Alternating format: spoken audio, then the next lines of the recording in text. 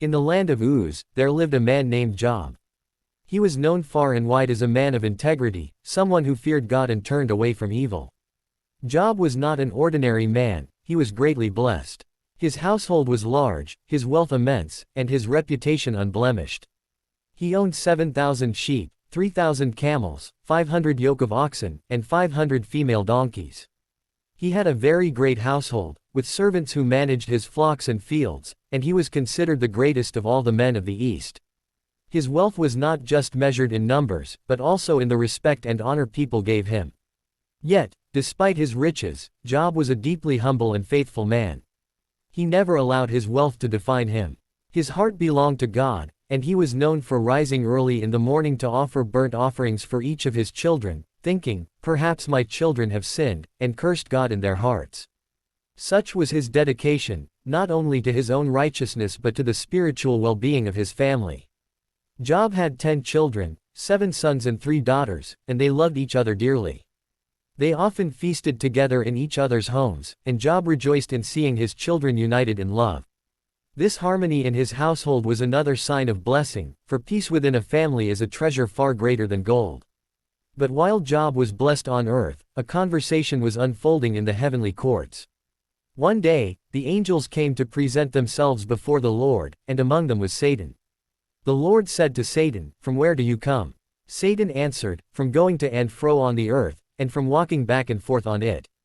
Then the Lord asked Satan, "Have you considered my servant Job? There is no one on earth like him, blameless and upright, a man who fears God and shuns evil." Satan smirked, for he was the accuser of mankind. He said, "Does Job fear God for nothing? Have you not put a hedge around him and his household and everything he has? You have blessed the work of his hands, and his flocks and herds are spread throughout the land. But stretch out your hand and strike everything he has, and surely he will curse you to your face." The Lord replied, "Very well then, everything he has is in your power, but on the man himself do not lay a finger." And so, the test began. One day, while Job's sons and daughters were feasting in the oldest brother's house, a messenger came running. His face was pale, his clothes torn with dust. He said, "The oxen were plowing and the donkeys were feeding beside them, when the Sabaeans attacked and carried them off. They put the servants to the sword, and I am the only one who has escaped to tell you." Before the words had even finished leaving his lips, another messenger rushed in.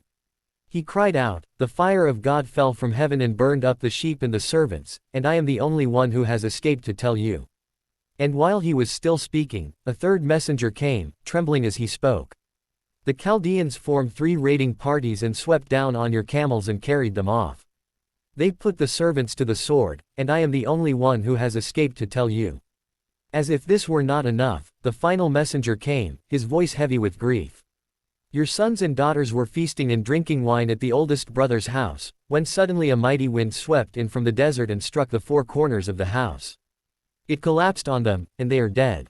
I am the only one who has escaped to tell you." In one single day, Job's world collapsed. His wealth, his servants, his herds, his very children, gone in an instant. The man once called the greatest in the East now stood with empty hands and a heart shattered by grief. Yet, Job did not curse God. Instead, he tore his robe, shaved his head, and fell to the ground in worship. He said, "Naked I came from my mother's womb, and naked I will depart. The Lord gave, and the Lord has taken away, may the name of the Lord be praised." In all this, Job did not sin by charging God with wrongdoing. But Satan was not finished. Again, he stood before the Lord in heaven. The Lord asked, "Have you considered my servant Job?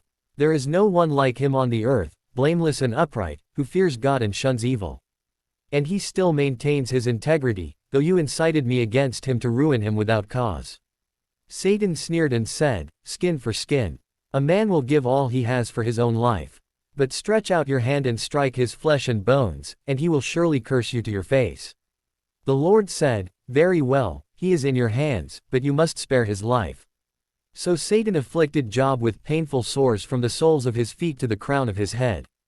Job sat among the ashes, scraping himself with a piece of broken pottery. His skin festered, his body burned with pain, and his dignity seemed stripped away. Even his wife, unable to bear the sight of his suffering, said, "Are you still maintaining your integrity? Curse God and die." But Job replied, "You are talking like a foolish woman. Shall we accept good from God, and not trouble?" In all this, Job did not sin in what he said. Soon, 3 of Job's friends came to visit him, Eliphaz, Bildad, and Zophar. When they saw him from a distance, they could hardly recognize him. They began to weep aloud, tore their robes, and sprinkled dust on their heads.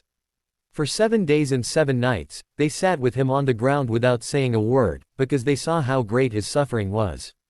At last, Job broke the silence. In his anguish, he cursed the day of his birth. "May the day of my birth perish, and the night that said, a boy is conceived. Why did I not perish at birth, and die as I came from the womb?" His friends began to speak, but their words were not of comfort. They insisted that Job must have sinned, for surely such suffering could not come upon a righteous man without cause. Eliphaz argued that Job must return to God and confess his sins.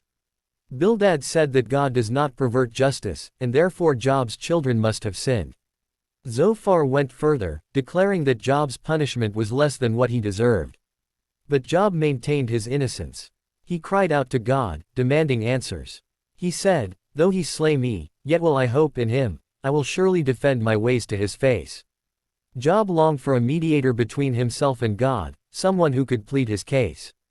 The debates went on, chapter after chapter, words upon words, but Job did not relent. His faith wavered, his questions deepened, but his heart did not abandon God.